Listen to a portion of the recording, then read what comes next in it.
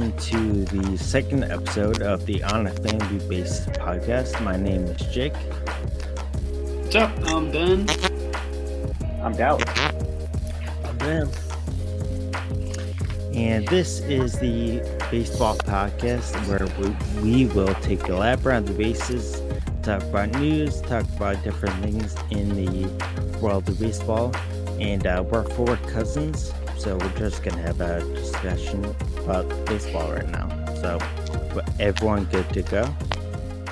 It sounded like you said we're former cousins, and I was like, I don't know what changed, but all right. I mean, a lot. That was going to be part of the show, so sorry. Yeah, just wait. You'll find out. Yeah, big reveal at the end. Gonna have a Maury Povich. You are adopted. It was unanimous. Yeah. I just gotta go sprinting around the house. So, we start every episode with what did you guys watch this past week in sports? So I can go first. I watched a lot of football on Sunday. It's usually my go-to. I watched very little bit of the college football because I was commuting back from work last night, so I didn't get to physically watch it, but I saw that it was an insane game from all intents and purposes, and Georgia, pulling it out, beating Bama. Crazy. You guys can say what you want about the SEC, but, we run things. So, facts. No, but that's basically it. I just watched football. All right. Dan, what'd you watch? Football, man. Just I was at work on Saturday, so I didn't get to watch the first game, which I think was the Chiefs Broncos game. I didn't get to the start of it, but I watched the Saturday night game and then watched football Sunday. Caught a little bit of the national championship game last night. It was good. I enjoyed caught the back half. The back half, which apparently is all where all the action actually was. Would have been nice to see. Would have been nice to see Jameson Williams play the whole game. I thought you were going to say Jameis Winston. No, Jameson Williams. No. Coming down from the rafters, Jameis Winston to come quarterback for one of the two teams. Kid tore his ACL, man. Yeah. That sucks. It was nasty. It was a non-contact, right? Then he just kind of collapsed. He caught the ball, turned, and then kind of went down, right? Yeah, I wonder how much that's going to put on his draft status. If he's smart, he stays at Bama another year, runs it back, and then comes out. I mean, it's Bama, so they'll be in the playoff again. Yeah, it's not like he's so he's got the opportunity. Go ahead, Dale. I was at drill all weekend, so nothing. And then I drove 7 hours to get back here. And I walked by the common area where Bama was playing Georgia, and saw it was like 6-3. Just out. I was like, I'm good. You like, wait, I'll catch me up later. So. Yeah, and exciting. I pretty much, yeah, sure. I pretty much watched nothing because being a dad, as we talked about last week, the literal amount that we get to watch sports is Dummy, there's no food right now. It's few and far between, so I didn't get to spend that much time. So last time I saw the championship game, the college football championship, I think it was 9-6 or something stupid. So it was something stupid. I mean, just a lot of field goals going on here. Yeah, so it was not my thing, but yeah, that's it. So I don't know, no real sports. That kind of leads into the first topic for baseball. There was very little to watch across all sports, really, but especially baseball. The CBA agreement that they're working on or supposed to be working on right now. There was news just today, so we're recording on Tuesday night. Reporter Jeff Passan just announced that on Thursday, so the day after this comes out, so on Thursday, the Major League Baseball will be meeting with the Players Association and having a bargaining session on Thursday where they will talk about core economic issues, which pretty much just means money. So, but they're going to be meeting. So that's at least a good first step, right? I mean, Yeah. the fact that they're going to be in the room. Sorry, no, the fact that they're going to be in the room together is a positive. You have to look at that as a good thing. Now, it being the first negotiation, obviously, you have to figure the MLBPA is over here, and MLB is over here, and eventually they're going to have to try to whittle their way to the middle. So while it's exciting and it's awesome that there is something going on today or progress by Thursday, like you said, Jake, that they will be talking, it's hard to be optimistic about what it means long term. Like I still think we're not months until we get this worked out. Month and a half. I think we're going into spring training without a deal. Yeah. I mean, I think I mean, I know, but I agree on that. But the news is that they're going to be meeting. So that's, I mean, again, it's something. It's really, this lockout is stupid, but we're in it, so it's a first step. Yeah. I'm cautiously optimistic, but we'll see. So there was actually, for baseball in a lockout, there was quite a bit of news coming out, and I'll kind of go over that briefly. Is that the first piece of news is about the Mets. The Mets hired Joey Cora to be their third base coach, and they hired Eric Chavez, who was recently hired by the Yankees, but for the Mets, he will be hired as their hitting coach. So that's always a good thing.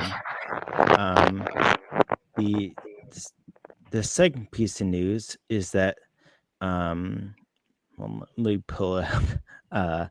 So this kind of cool news is that Major League Baseball is working with Apple, so Apple TV Plus, to broadcast some games on Apple TV Plus.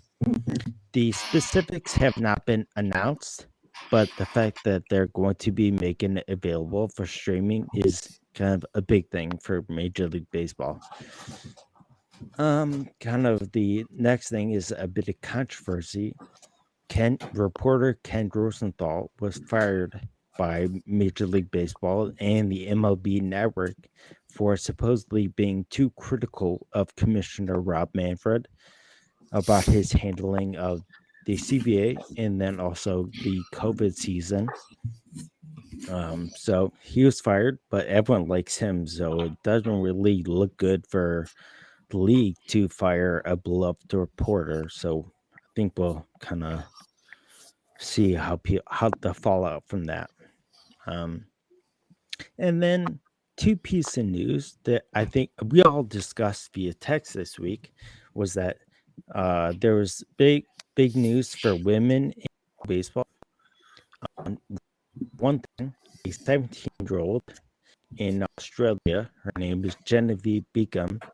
She becomes the first woman to ever play in a professional baseball game in the world. So that's always a good thing. She's 17 years old, and she got to pitch a scoreless inning for a very prominent team in Australia. So that's always breakthrough, great news for her.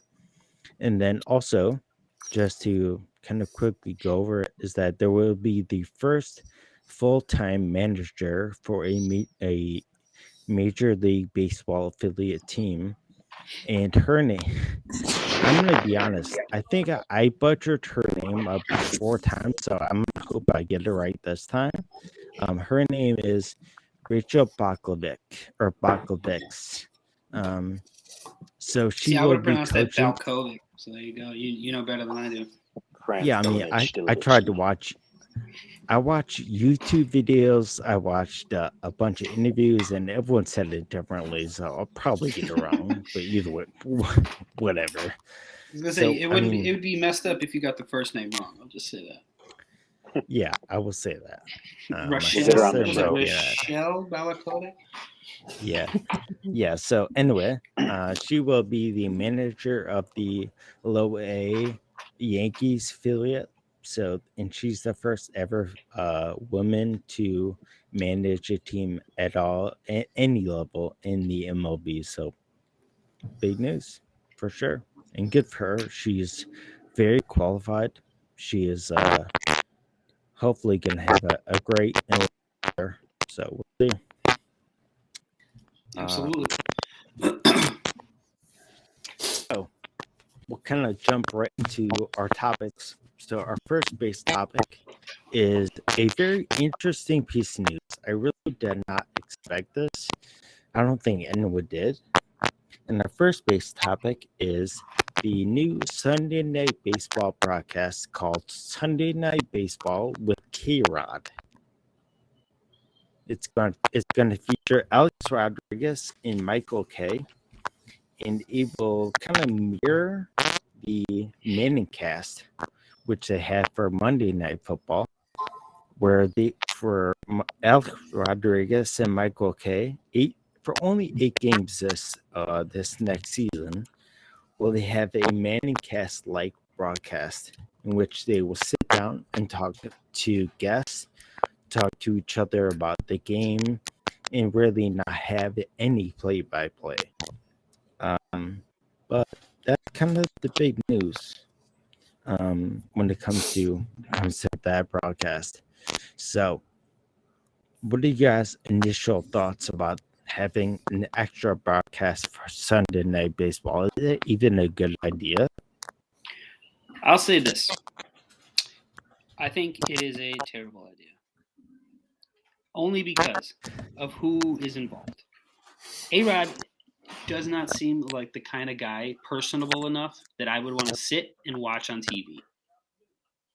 Peyton Manning is genuinely a funny guy, right? Like his SNL was funny, his commercials are always good. He's got a genuine sense of humor. He seems lighthearted. He makes you want to watch something that he's in just because he's a genuinely likable guy. Where A-Rod, despite being as good as Peyton Manning, right? Like, I mean, if you look at their careers, both at the top of their game, whatever that may be, A-Rod doesn't seem like the kind of person that I would want to sit and watch a game with or hang out and watch it with. Because it's supposed to be like this, right? Like an open format where they're just watching the game unfold and they're talking to people and doing all that kind of stuff. I don't think I would enjoy watching that with A-Rod. Now, if you put somebody else from the baseball sphere in that, in that situation with Michael Kay, because I think Michael Kay is fantastic, right? He's been the voice of the Yankees for forever. So he's great. But if you bring in somebody else who maybe is a little bit more likable for me, I would watch. But the fact that it's A-Rod, I don't really care at all to watch it. I mean, 8 games seems like the perfect amount because there's no way they could keep it going for over the course of a full season.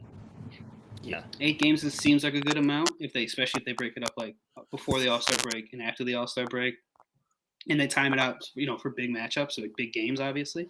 But yeah, it's the A-Rod thing for me. That's I don't enjoy A-Rod enough like that to want to watch him.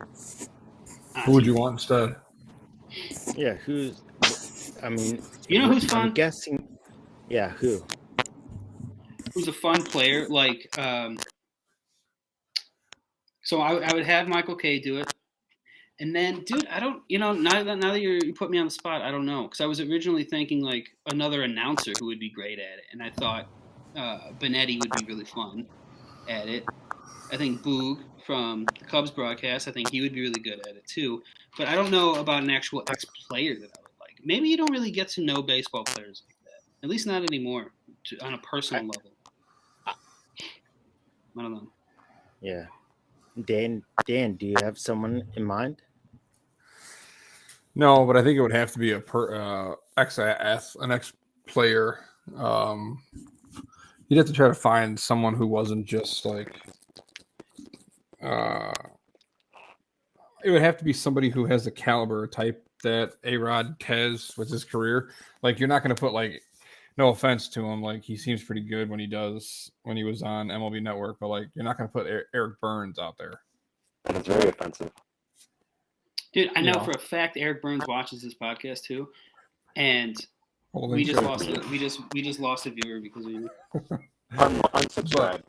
But like, you'd have to find someone who's got the same caliber, because like the Manning brothers, they have that already connection, That built-in chemistry. It makes it Rapport. easy for them. It makes it easy for them to do that because of the fact that they obviously are brothers. They play the same position. They played against each other. They both have Super Bowls. They both have potentially Hall of Fame careers. They're both famous outside of their own sport.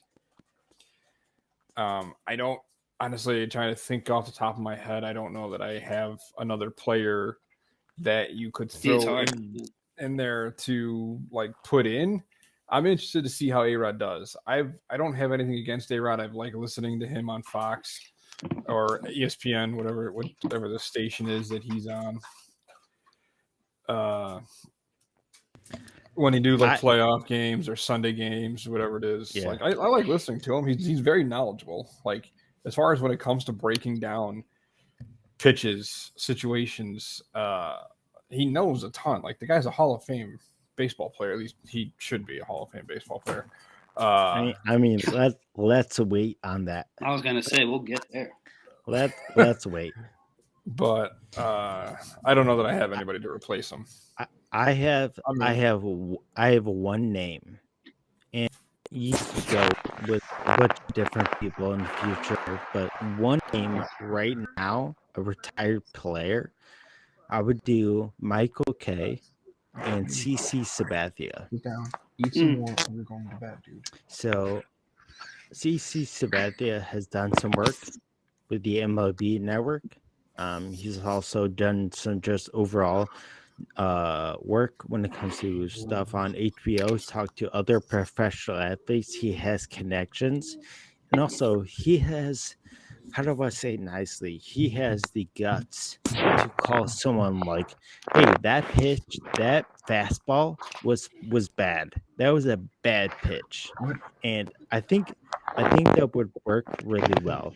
Now, granted, I will say, I'm not the first person to say CC Sabathia, so I kind of got that from other people. I'm not coming up with that on my own, but I'm gonna back that up. I'm gonna say that's a good option. But anyway, so but my only other sorry, go ahead. Real quick. My only other person that I would have picked is actually K-Rod. So I want Francisco Rodriguez and Michael K. There we go. K-Rod. If you're going to do K-Rod, do the real K-Rod. Wow. I'm not sure that would probably go over well. I wonder what he's doing. I wonder if he's still pitching. Hey, K-Rod. That's what we call the show. Like the gun. Yeah. Again, I'm going to say probably not, but it's not. It's not worse. To be honest, I'm gonna say Alex Rodriguez really, to me, and this is it's my opinion, is that again it's about likableness. It's about who do you want to sit down at a bar with and talk about baseball. And I don't want to hang out with Alex. I mean, just not for me. I think he's very knowledgeable. I think he can break down baseball. I've seen him do it, but the Manning cast, again, as you said, both Dan and Ben, you both said, it's really the rapport that they have with each other. So when it comes to it, rapport, I mean, one, Michael, Kane, Alex do not have that rapport to kind of have that banter. But you don't know. Go ahead. I mean, no, that's fine. I don't know that for sure. I just because the viewer is going to tune in expecting that, And if they're not sure if you do, I don't know how you can attract new viewers outside of word of mouth, especially since it's only 8 games. I'm like, Yeah. you have to really draw people in right away. And I don't know if Alex is that guy to draw people in. They can draw in the casual fan. No, I agree with that. But you got to remember, how many years did A-Rod spend in New York? I'm gonna say 8, but I don't know. Like he's got a rapport with Look. Michael Kay from. It's not like they weren't interviewed or talked to these, broadcasters, Sure. reporters every single day. Yeah. Here's my thing, and this is the last I'll say because I know we got to move on because we're running out of time. My thing is with him and A-Rod, it's like, oh my god, I just lost my train of thought. Forget it. Let's move on. Good job.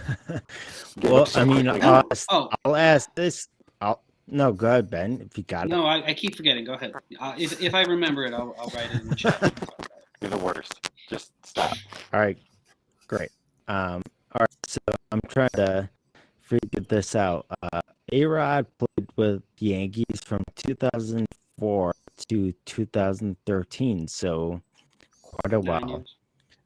Yeah, so 9-10 years. So it's yeah, I mean I'm sure he's talked with him. He has that kind of built-in rapport from playing there.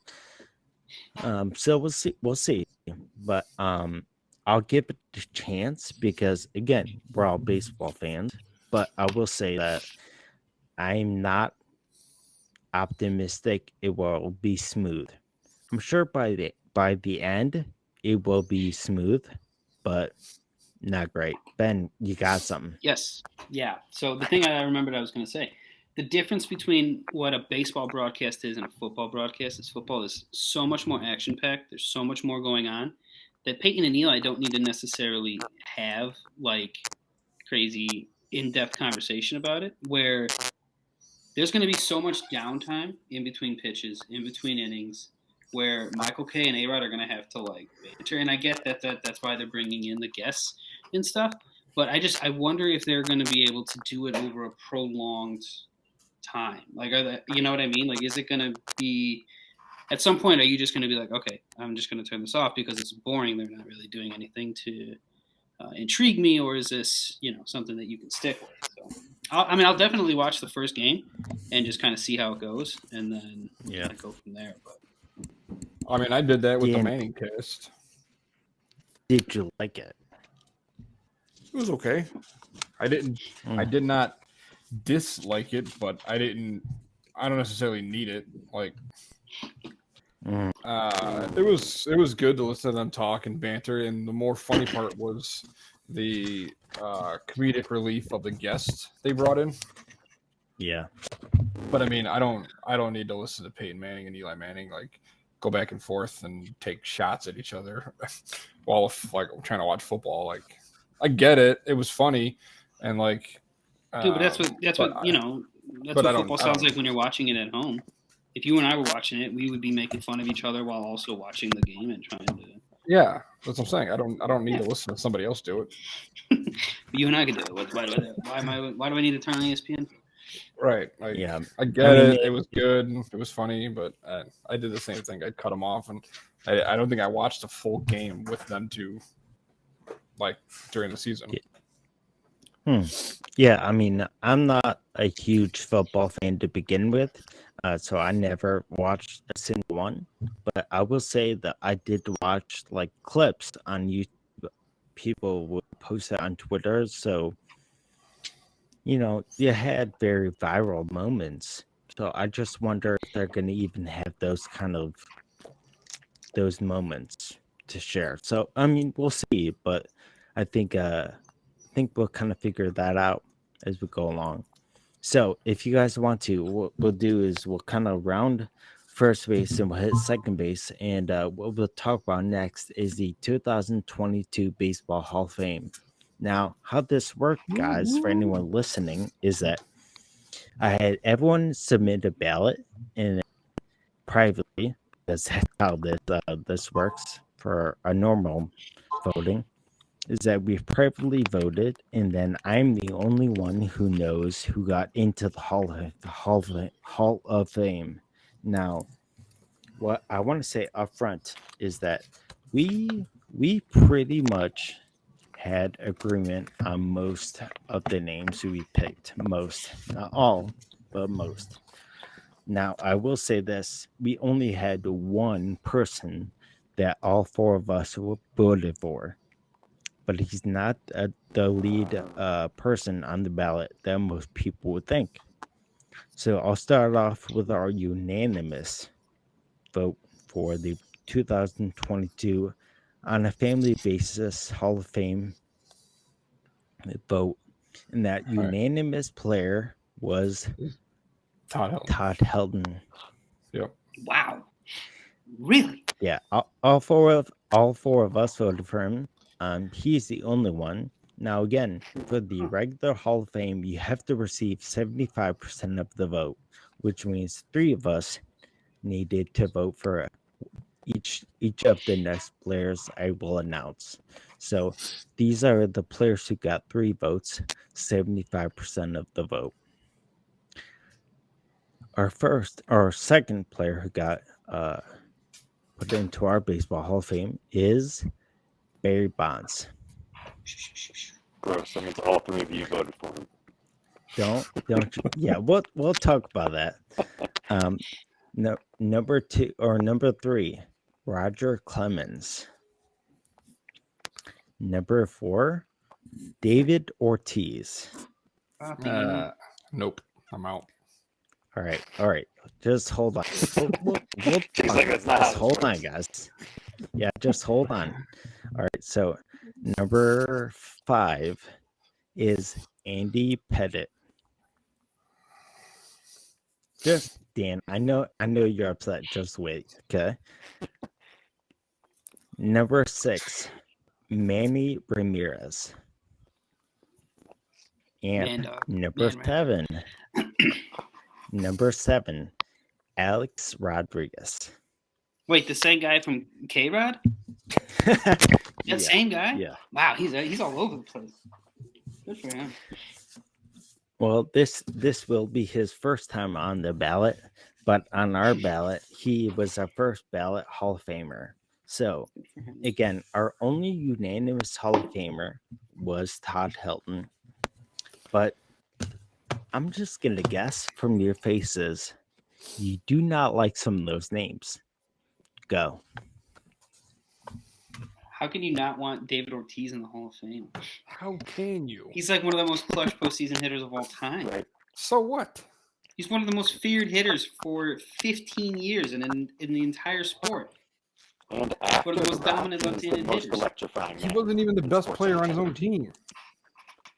Yeah, and we also voted for the other best player on his team to be in the same place he is. I did.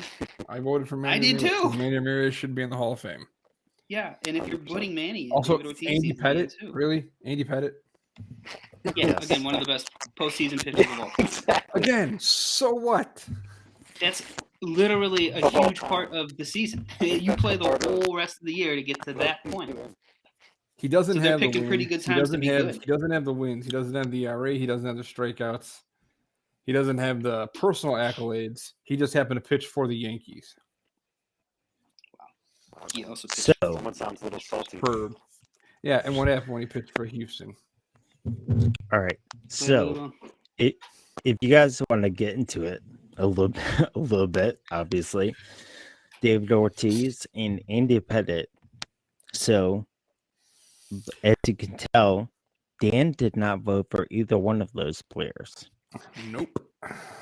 So who was Now- in your tent? Sorry, Jake, I don't want to step on your toes. But So, if you guys want to make it public, you guys can say who you voted for. But what I'll do is, because there were 6 names who received just 3 votes, if you guys are okay with it, what I'll do is I'll share who did not vote for the Hall of Famer. yeah, Again, go for it. our Hall of Famer. Okay, so I'll start off with Pull them out. Pull them out, Jake. Show them all. Show these Oh, people. I got the votes. Don't worry. Okay. So Jake kept the receipts. I have all of them right here. So first one to start off with is Barry Bonds. Dallas did not vote for Barry Bonds. I'm intrigued. I'm actually curious Okay. to know why. Steroids, man. Okay. I'm So not voting for any players Okay. that got ratted out on if steroids. but Dallas, if you want to go down the steroids route, you also voted for Manny Ramirez, Alex Rodriguez. You can't help Let's be honest, okay? But you can't help What? So, What? I'm just I love saying. Manny, Dallas did not vote for Barry Bonds, but he also did not vote for Roger Clemens. Already, you're So the two most ballot is polarizing steroid users / two maybe of the greatest statistical players of all time don't get in, but lesser steroid users, all good. We're good with them. Bring those guys in. We just don't do any of you highbrow stuff. So the next one is Todd Helton. We all voted for him. But I will say the next one, as you can tell from, again, past conversation, Dan did not vote for Ortiz or Pettit. Now, I will say this. I'll move on because we already talked about them. Manny Ramirez and Alex Rodriguez only got 3 votes. And the person who did not vote for them was me. Do tell. Explain. Curious. I will explain. So, Manny Ramirez, from all accounts, and Alex Rodriguez, not only because again, when it comes to steroid use, I think we can't say steroids is a reason to not vote for someone at this point. So when it comes down to it, I know this is a harsh thing, and this is subjective, but one of the things for the Hall of Fame vote is you have to. I think I want to pull it up because I don't want to misquote it. And again, it's subjective, but it says voting shall be based upon the player's record, playing ability, integrity, sportsmanship, character, and contribution to the team or teams on which the player played. Now, subjectively, you can make the argument that Manny Ramirez and Alex Rodriguez, I think they're,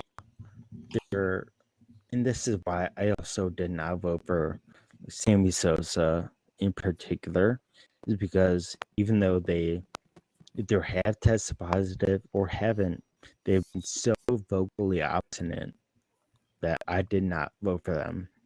And when they did get caught, especially Manny and Alex, when they did get caught, they how I can't sing it nicely. They were not very kind to fans, to their ex teammates, and to the league. And so, for that sake, I would say I did not vote for them. It's not justifying taking steroids for the other guys, but Manny and A-Rod, to me, I think those guys have time. They can get on a ballot later. Barry and Roger, this is their last time. Alex, this is his first time, and Manny, this is not his first time or last time, so I didn't feel an urgency to get him in. So that's my thought. See, I agree with that to a certain extent because I didn't vote for Kurt Schilling because Kurt Schilling seems like such a bad guy, right? Like he's a xenophobe and he's a homophobe and he's all these terrible things that I would never respect as a person, right? So like, fine, you put all that stuff out there, and then you have to look at the numbers. If you're looking at just numbers, he's phenomenal. He's one of the best pitchers ever, right? Hall of Fame statistically, and then look at his numbers in the playoffs. So I vote for Pettit because of based off playoff numbers. but I don't vote for Schilling because Schilling's a bad guy. And I get that it's hard. So like when people give like actual voters for the major leagues like a hard time about who they voted for or who they didn't, it's like it is a tough decision. And we're doing this just the four of us for fun, but this is like people's actual careers and lives and stuff that we're putting on the line, and it's hard. Like, how do you parse this guy's a bad guy because he's a racist, so fine, but this guy's a bad guy because he took steroids, but this guy's a lesser bad guy, you know what I mean? Like, and then you start trying to pick it apart, and eventually Schilling just didn't make my 10 because of that, but I think his numbers are good enough that he would be eventually on it or in it. But I thought he was interesting. I also voted for Tim Hudson and Billy Wagner. Those are my two guys that didn't make it that I voted for. I've always been a big Hudson guy. He was my favorite of those A's teams, those Mulder, Zito, and Hudson. Hudson was always my guy there. So that was just kind of like a more homer pick. And then Wagner, best lefty reliever ever. If we were to pick up any video game that he was in from 1990 whatever through the end of his career, he's getting drafted by someone's team. I voted for Wagner too. Yeah. So there you go. I did not vote for Billy Wagner, but I probably I could. I was on the fence. Who are your 10? I like his. I didn't even vote for 10. I picked 6. Oh, I know you could pick less than 10, man. I like Billy Wagner's story more than anything else. I like the fact I didn't vote for him, but I like the fact that he is actually right-handed and taught himself to pitch left-handed, and then still made a Major League Baseball career out of it. And a pretty good career at that. So okay, my 6. I think I voted for 6. Bonds, Clemens, Todd Helton, A-Rod, Manny, and actually, I'm a little shocked at myself. I did this, but I went all minus Todd Helton. I went all Juice Boys. You went Sheffield or Sosa? No, hold on. I went Sosa. Yeah, so let me. Can I add this? Dan is the only one who voted for Sosa, and he's the White Sox fan. Yeah, so I consider myself a more realistic baseball fan than anything else. Like, obviously, I favor the White Sox over everything, but I consider. You didn't vote in Burley? I did not. Mark Burley is one of those guys who's right on the cusp. He was so good for the team he was on and what he did in the playoffs, but he doesn't have the career actual numbers and accolades to get him in. Granted, he's got a World Series, he's got a perfect game and a no-hitter. But Mark Burley is a White Sox Hall of Famer. He is not a Major League Baseball Hall of Famer. And Mark Burley has one of the coolest plays by a pitcher ever. Dude, he might have the play of the decade when he made that play. No, maybe century. It was insane. And it happened opening day. On that alone, I voted for him. Too early. It's like you have a web gem of the web gems, and then all of a sudden you're just like 7 games under 500 with a 4.50 ERA, and you're like, well, you remember that cool play I made a couple months ago? That was. Please don't cut me. But yeah, no, I voted for Sosa. So my 6 were Bonds, Clemens, Helton, Manny, A-Rod, Sosa. I think they were all collectively the best players on their teams and probably one of the best players at their positions during the time which they played, regardless of steroid use.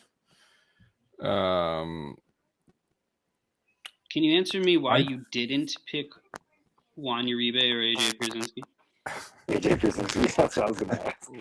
Well, I can say Juan Michael Barrett Uribe. sucker punched him off the ballot.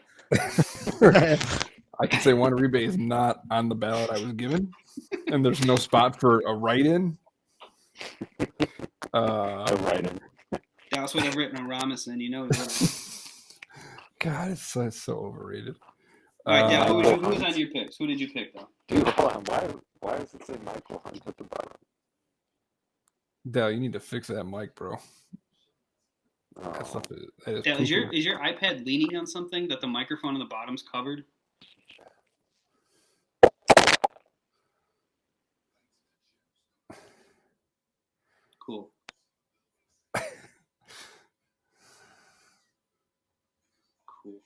Look at these low rates.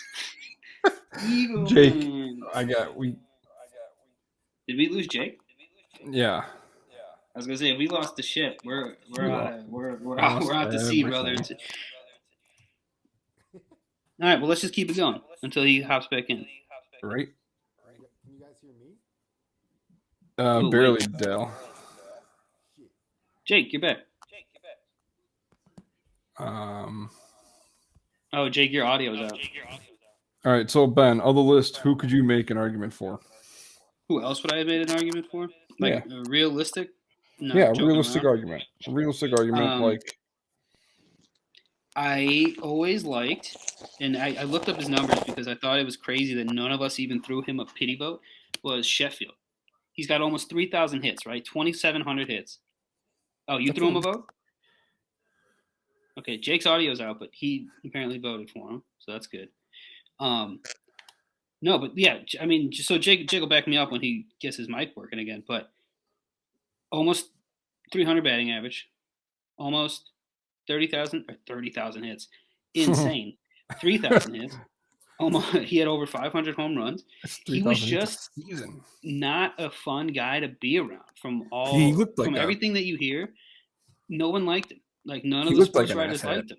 And those are the people who vote. So he's never going to get in just because he was such a bristly personality. Yeah. But I was surprised. Like apparently Jake threw a vote at him, but I know I didn't. He would have been that next tier. I also voted for Jeff Kent. I don't know if anyone else voted for Jeff Kent. No, I'm pretty sure you're the only one. Dude, he's got the most home runs for a second baseman ever. I feel like if you have the most of anything at your position, you should be in the Hall of Fame. No. Why isn't my boy Dan Ugla on here? No. Can you guys hear me? Yeah, now. Yeah, you're coming in now. All right. So I voted in Sheffield. I will say that Sheffield got Dallas and my vote. But I will say that Sheffield, again, 3,000 hits for 500 home runs. When he was younger, he got a bunch of stolen bases.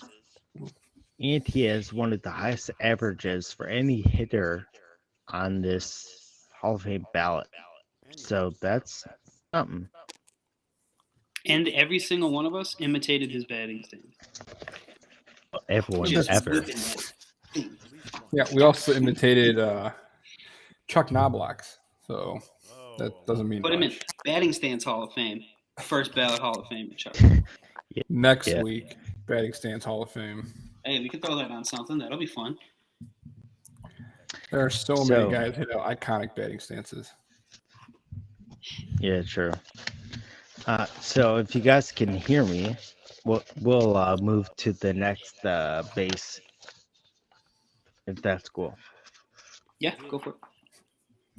All right, so the third base is the Danimals section, which is the division breakdown. And this week, what division are we breaking down, Dan? You guys is NL Central. Welcome to the jungle. It's the Danimal. Right. Let's get it. So what's the question that you want to start off with?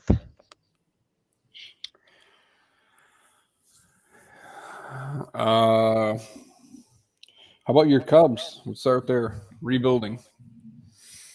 Are they? The Cubs don't rebuild, Dan. The Cubs reload. Okay. You were we're coming. 20 games under. Yeah, it's gonna be 18 next year. Okay. You know what we call that? Progress. We're on the 109-year plan. All right. Dallas is just screaming out in outer space. No one can hear anything he's saying. He's just shouting. All right, no, seriously. Everything that's going on, it's got to be Milwaukee's division, right? Should be. They traded already and picked up Hunter Renfroe.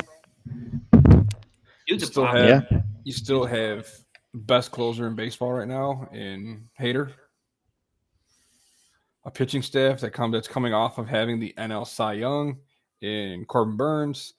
You've got Brandon Woodruff was really good last year. Woodruff is good. Freddie Peralta is outstanding. He's also under like 23, 24 years old, I think.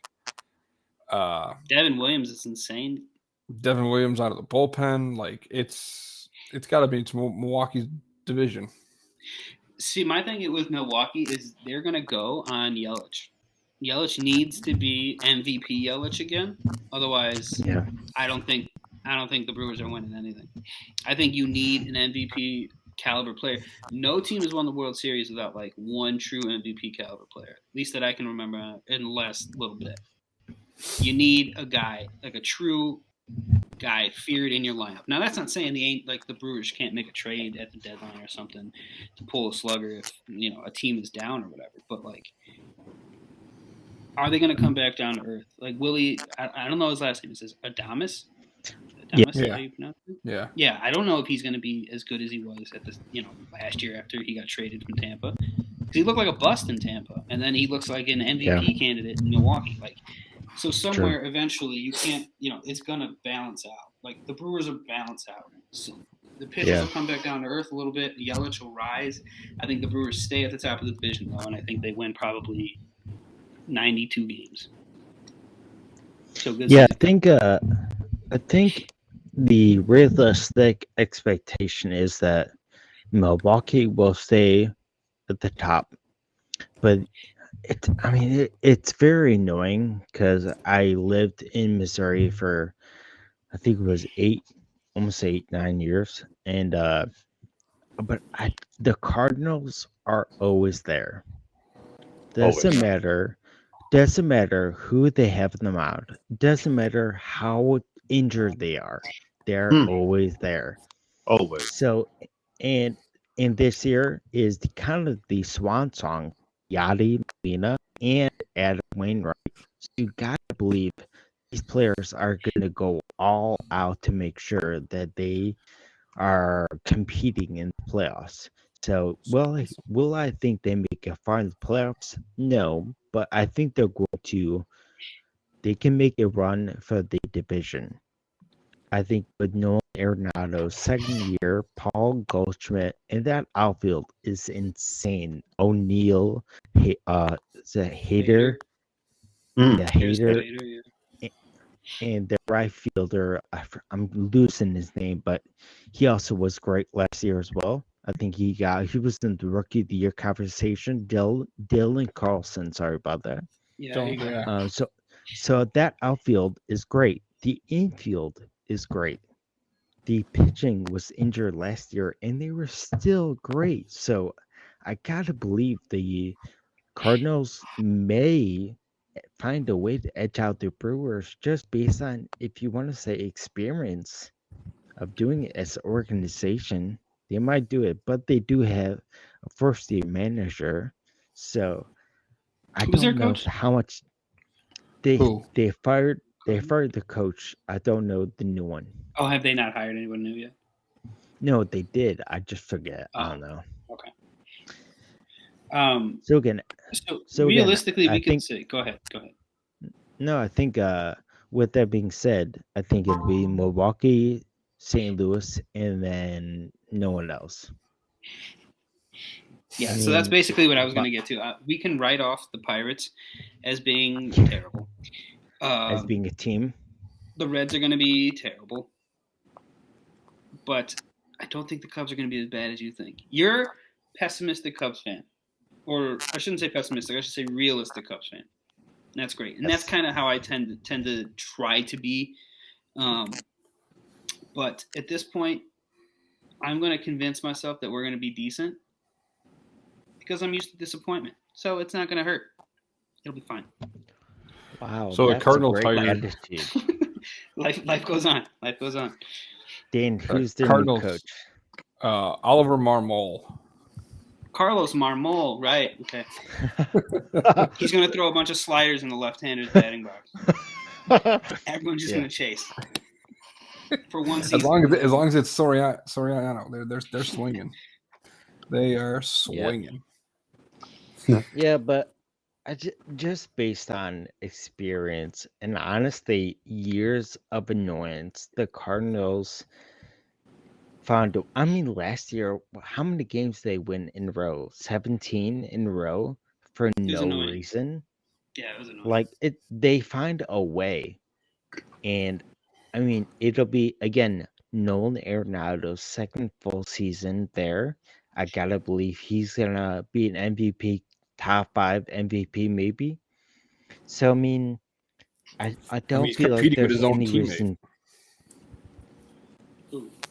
I mean, yeah, Gold. but Paul Goldschmidt, ever since he went to the Cardinals, has Yeah, never he's been taken a step MVP. back. Yeah, but I mean, he's still going to be. I mean, he was one of my favorite players. You know that. I mean, he was my guy for a long time before he went there. So. Yeah. Yeah, but I think, I mean, for a high bar for, I mean, again, as a Cubs fan, a high bar for the Cubs is 80 wins. I thought you were going to say 30. 30 wins, maybe. I mean, I you were mean- 70. You had 71 last year. You think you're going to jump I- 9 wins?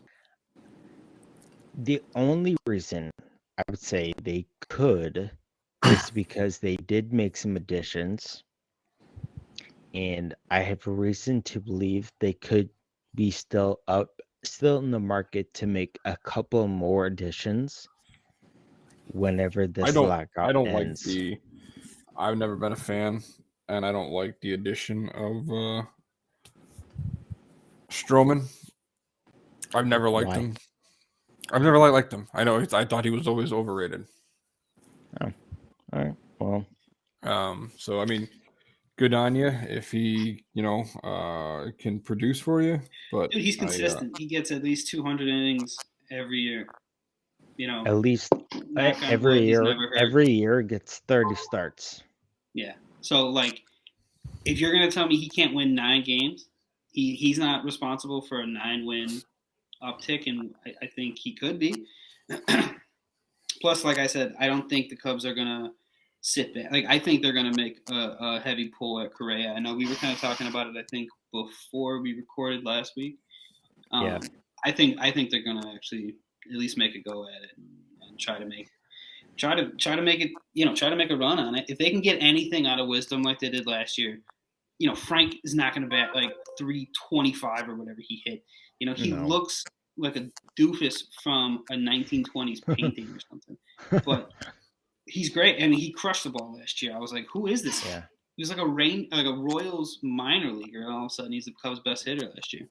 But so he's going to come back down, and like I was saying before, I think it's always about balance. I think Stroman's going to lift the Cubs a little bit. Correa, if potentially in the next whatever signing, could lift the Cubs a little bit. I think we can get 9 wins. I think Jake's right on 80 to 81 wins for me. I think I'm basing it again. I said 80 wins as a high bar. I'm gonna say they get 70, 75. Okay. But that means so I'm about 10 games more optimistic than you. For that division, they'll be in the middle. That's third I place. don't know. That's hard third place. At 70 wins. Yeah. Since 2018, Marcus Stroman has not had a winning season. Yeah, but people are looking less at wins as a true measure of. Okay, he went pitching 9 and statistics. I'm always kind of like 9 old and school, 4. so I will always look at wins and losses as a big deal. Yeah. But I know people care less about wins and losses because you could throw a 9-inning complete game shutout. Pitcher, you give up 1 run in the 10th inning, and you're like, okay, now I just lost because of whatever. You know what I mean? So I think people they're not. Yeah, but then you got to look at you got to look at quality starts. Yeah. On top of it, you look at everything. So like, Stroman, he went 4.9 with a 5.5 ERA in 18. He went 10 and 3. Yeah. Then he went 10 and 13. Then he went 10 and 13. And then he didn't pitch in 2020. And he went 10 and 13 again in 2021. It's consistency, bro. Yeah. All I heard is consistency. Well, the only point I'm not ever gonna say Marcus Stroman is Max Scherzer. I'm not saying that. I think he will be consistent. I think in some ways, Ben made a joke of his consistency, but I think you have to also look at the team he's on and the Blue Jays and then the Mets. But I mean, before this past year, the Blue Jays were not in contention, and Never. his ERA has never been. He had that 1 year, but his ERA is not terrible. But I think he'll be there. The fact that you can count on 30 starts from anyone is a good start. So I Dude, why think do you the think the White Sox defense. kept John Garland around for how long? For what Yeah. reason? Because he could pitch innings. Because he was going to give you guaranteed 7 innings a start. You know what I mean? Yeah.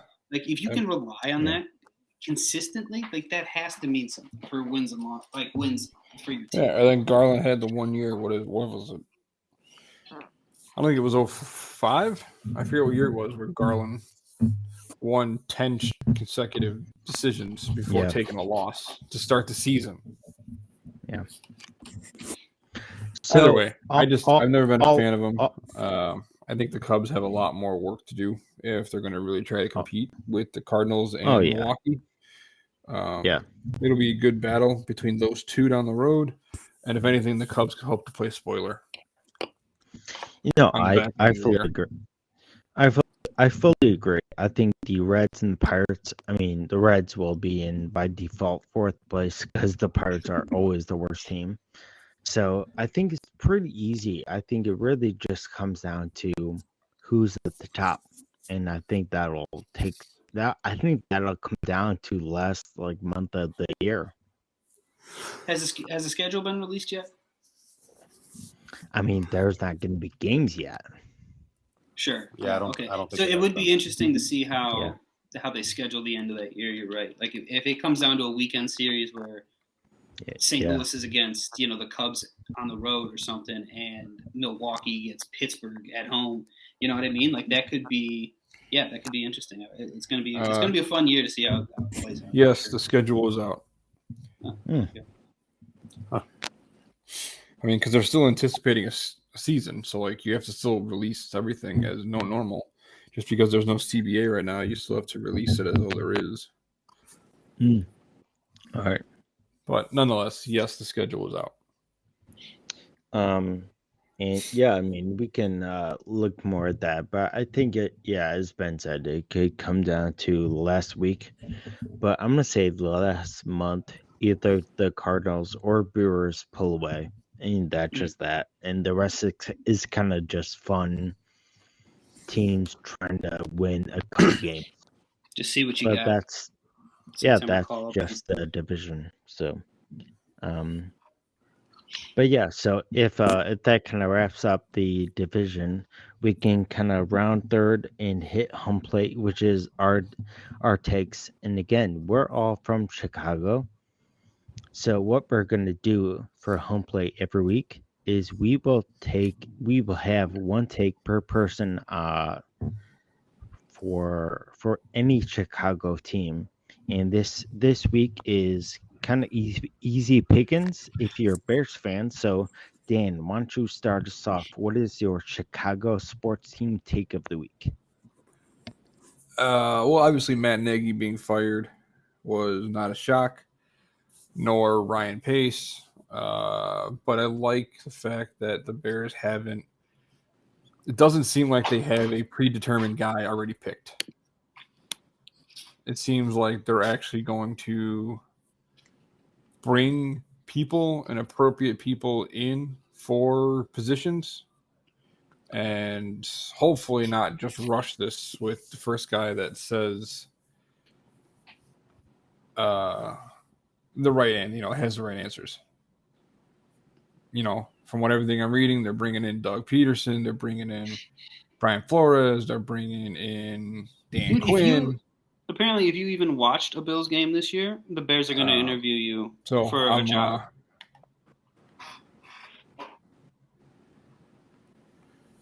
I like where they're going with it. So that's Cool. my piece. All right, so the next person up is Ben. What is your Chicago sports team take of the week? I'm rolling with Olin. You guys seen these shirts? You know the company Obvious Shirts, right? They make shirts. Pretty straightforward. You not hear me? I can hear you. I can. You can hear me, Dal? Yeah. Can you hear me? You know what? I'm gonna have a Yes. conversation with you, Dal. What's up? Yeah, Dang, so you can hear me now? obvious shirts. Yes. Okay. Yeah. So Obvious Shirts. They made a one. Did you guys? Because we talked about the story with Olin Kreutz in the group chat about how the Bears offered him Yeah. $15 an hour to work as a Fantastic. line coach, which is A, hysterical, but B, Obvious Shirts made a new shirt. It's called Rollin' with Olin, and they sold it for $15 exactly on the Bears website because the president, was it George McCaskey? Is that who it was? Had his press conference yesterday, and he basically called Olin Kreutz a liar. And it's like, first of all, I take pride in the Bears offensive line as a fat guy.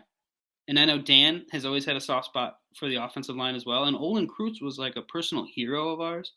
So for anybody to call him a liar, I'll fight them. Yeah. So I'm rolling with Olin, baby. I'm throwing it down. Rolling with Olin. Dal, go. Did you make up those t-shirts? Yeah. He does make those T-shirts. And they're No, you obvious. made that up. Did I? No. Someone made it on the shirt. That's what I saw. Should have. Ben selling them on the corner. Yeah. Dal, what's your sports? Yeah, Dallas, what's your sports team take of the week? Nice. I'd say Bears are a usual disappointment. So are the Cubs. Go Bulls. Go Bulls. I love it. All right. Yeah, that's pretty simple. My quick take of the week is I miss any Cubs news. That's my take. I miss seeing the players. I miss seeing transactions. All I want to see is pitchers and catchers report to spring training on time. I don't know if that'll happen, but any Chicago Cubs players, whether Strowman or any player, really, I would just love to see it. But we'll see. So we'll see what comes from the meeting on Thursday, and we'll see what comes from this podcast going forward. So this will conclude our second episode of the podcast. It's called On a Family Basis. My name's Jake. I'm Ben. I'm Dallas. I'm Dan. No, you got Dan. All right, You we got got- Dan. God, this mic working great. So I had some issues today, but either way, it worked out. So again, this is episode 2. Thanks for listening, and we'll be back this time next week. So thank you again. Mwah.